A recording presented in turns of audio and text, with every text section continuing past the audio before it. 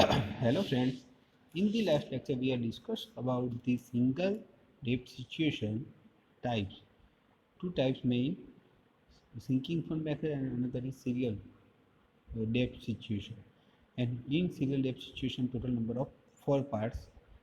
Now we are discuss about the repaying debt situation, the types number 2, multiple debt situation. Multiple એટલે means ઘણા બધા કર્જની તમારી જ્યારે situation હોય ત્યારે. તો એ શું કહેવામાં આવે છે કે તમારી પાસે હોમ લોન હોય, ઘણી બધી પ્રકારની લોન હોય, એમાં પહેલાં પહેલી તમે કરી ચૂકવશો જ. તો when does of multiple debts comes in the use of credit card. તમે જો ક્રેડિટ કાર્ડનો ઉપયોગ કરતા હોય, arise with different interest rate, એની અંદર તમારો જે વ્યાજનો દર છે કેવો હોય, જુદો જુદો હોય છે અને ડિફરન્ટ મેચ્યુરિટી અમાઉન્ટ.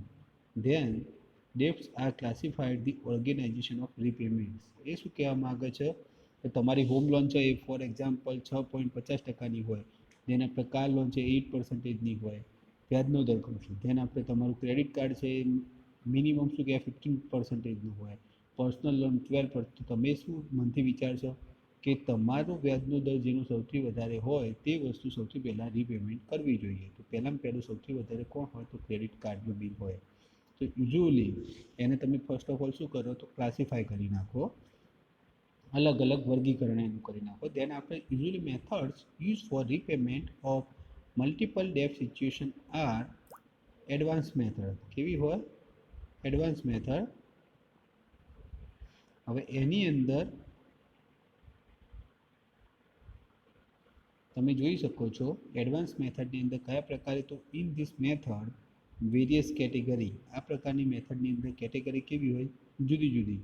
તો ડેબ્ટ્સ આર એરેન્જ, તમે જે તમારું કર્જ છે એને તમે ગોઠવો છો ઇન ડિસેન્ડિંગ એટલે મીન્સ ઉતરતા ક્રમમાં, ઓર્ડર ઓફ ઇન્ટરેસ્ટ રેટ, ઉપરથી ઉતરતા ક્રમમાં તમે ગોઠવો છો. અને હાઈએસ્ટ ઇન્ટરેસ્ટ રેટ સૌથી વધારે હોય પહેલું હોય, તેના આપણે ઓછો, તેના આપણે ઓછો, તેના આપણે ઓછો. Highest interest rate is put first, then various debt with its interest rate are arranged from high to low. જેમ જેમ તમારો વ્યાજનો દર વધારે હોય એ પહેલું, બીજું, ત્રીજું એ રીતે ઓછું ઉતરતા ક્રમમાં. And first highest interest rate debts are repaid, એને પહેલાં ચૂકવવાનું. Then various interest rate are arrange in sequence, so sometimes this method is called as a stacking method. બરાબર છે? આ શું કહેવા માગે છે? ઉતરતા ક્રમમાં તમે ગોઠવો છો એટલે આ મેથડને એડવાન્સ મેથડ અથવા તો બીજા શબ્દોમાં કહીએ તો સ્ટેકિંગ મેથડ પણ કહી શકાય છે. ઓકે. દેન આપણે સેકન્ડ મેથડ ઇઝ સ્નો બોલ મેથડ. સેકન્ડ મેથડ ઇઝ કઈ મેથડ છે? તો સ્નો બોલ. In this method, various categories of debt are arranged in ascending order to total dose of diverse debt. Ascending એટલે મીન્સ ચડતા ક્રમની અંદર. બરોબર છે? તો lowest date of amount is first. આની અંદર શું કરવું પડે? જેનો વ્યાજનો દર સૌથી ઓછો હોય એ પહેલું, તેને આપણે બીજા નંબરનું એના કરતાં થોડું વધારે, ત્રીજા નંબરનું એના કરતાં થોડું વધારે, અને સૌથી વધારે જે વ્યાજનો દર હોય છેલ્લું આવે. તો it's called as a snowball method. અને આની અંદર various depth with sequential higher amount are arrange from low to high. બરાબર છે? એન્ડ ડેપ્ટ stacking method is made in the basis of amount payable. બરાબર છે? The debt with least amount is paid first, then the debt with next higher order is repeat sequentially. ખ્યાલ આવી ગયો? આની અંદર ઓછા અમાઉન્ટવાળી જે આ જે કહેવામાં આવે છે શું કહે છે? તો જેની હાયર અમાઉન્ટ હોય એ પહેલી ગોઠવાય છે, અને ધેન આફ્ટર સેકન્ડ ઇઝ ઓછી અમાઉન્ટવાળી પહેલી ગોઠવાશે, ધેન આફ્ટર વધારે અમાઉન્ટવાળી છેલ્લી આવશે સિક્વન્સલી. તો આની સાથે આ મેથડ અહીંયા આગળ પૂર્ણ થાય છે. તમે ચડતા અને ઉતરતા ક્રમમાં પહેલું વ્યાજનું દર ગોઠવો છો. આપણે દરેકે દરેક આ વસ્તુ કરીએ છીએ. It's called as a multiple ડેપ્ટ સિચ્યુએશન. અને એની અંદર જે સૌથી વધારે વ્યાજનો દર હોય એ આપણે શું કરીએ? સૌથી પહેલાં પૂર્ણ કરીએ છીએ. અને સૌથી ઓછો વ્યાજનો દર હોય એ આપણે રાખીએ છીએ. ઓકે. દેન આફ્ટર રીપેઇંગ ડેપ્ટ એની થર્ડ મેથડ આવશે. તો એ થર્ડ મેથડ છે equity conversion method. Equity conversion એટલે મીન્સ એની સમાનતા કરવાની દરેકે દરેક વ્યાજના દર સાથે, એની સમાનતા કરીને એક સાથે એક સરખી રીતે બધે લોન ચૂકવવાની. In this method, the debt are not actually repaid in case, but they are converted into some other attractive form investment, તમે કોઈ જગ્યાએથી ઇન્વેસ્ટમેન્ટ કરવા માગો છો, બીજું એટ્રેક્ટિવ એટલે તમને લોભાયમાન કરે તેવું, ત્યારે તમે એક સરખી રીતે તમે વેચો છો. Private sector companies use this method through the issue of convertible debenture, for example treasury bonds અથવા તો ટ્રીઝર બિલ. પ્રાઇવેટ કંપની જે છે એની અંદર પોતાની પાસે પૈસા થઈ જશે તો પણ એ કોઈ દિવસ ચૂકવશે નહીં, દરેકે દરેક લોન એકસાથે સમાનતાની રીતે રાખશે. એટલે કે મીન્સ આ જે મેથડ છે એ પર્સનલી કોઈ પણ પર્સનમાંથી નથી, કંપનીને સૌથી વધારે આમાં ફાયદો થાય છે. તો this debenture are issue in equity share after lapse of certain time. બરાબર છે, આ જે ડિબેન્ચર જે છે એને શેરની અંદર શું કરવાના, કન્વર્ટ કરવાના અમુક ટાઈમ પછી, અને conversion ratio and the conversion price are specified at the time of issue. જ્યારે તમે એ શેરને ઇસ્યુ કરો છો એ સમયે એનું રેશિયો અને એની પ્રાઇસ જે છે એને શું કરવાનું, તમારે કન્વર્જેશન કરવાનું, સ્પેસિફાઈડ કરવાનું. તો એ જે કહેવામાં આવે છે, તો ઇક્વિટી એટલે મીન્સ તમે જે તમારી કંપનીની વેલ્યુ છે એ વેલ્યુને તમે લોન સાથે રાખ્યા પછી અત્યારે આપણે જોઈએ છીએ સૌથી વધારે આઈપીઓ પડે છે. શું પડે છે, આઈપીઓ. એ આઈપીઓ કઈ રીતે પડે છે, એની અંદર ઇક્વિટી હોય છે. તો એ ઇક્વિટી એ જ આ વસ્તુ કહેવામાં આવે છે. તો આઈપીઓ એટલે તમારી જે કંપનીની તમે લોન લીધેલી છે એની સાથે બીજા ખર્ચા છે એ દરેકે વસ્તુની તમે ગણતરી કર્યા પછી એના સમાન ભાગે તમે એને વેચણી કરો છો, અને એની અંદર 30% તમારી પાસે રાખશો, તમે જે શેર રાખવાના નક્કી કર્યા હોય તે, અને બાકી બધા શેર તમે શું કરશો, આઈપીઓ દ્વારા વેચશો. બરાબર છે, અને તમારી કંપની જો પ્રોફિટ કરતી હશે તો એ આઈપીઓની કિંમત કેવી થઈ જશે, વધી જશે શેરની કિંમત, અથવા તો નુકસાન કરતી હશે તો એની કિંમત ઘટશે.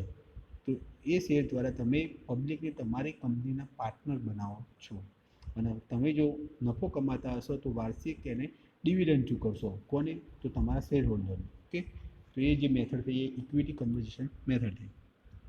ઓકે, હવે નેક્સ્ટ મેથડ આવશે તમારી call option debenture reduction. Call option debenture reduction. તો આ જે મેથડ છે આપણે એક્ઝામ્પલ દ્વારા સમજીશું. તો આ મેથડની અંદર convertible debenture are either partly convertible or fully convertible.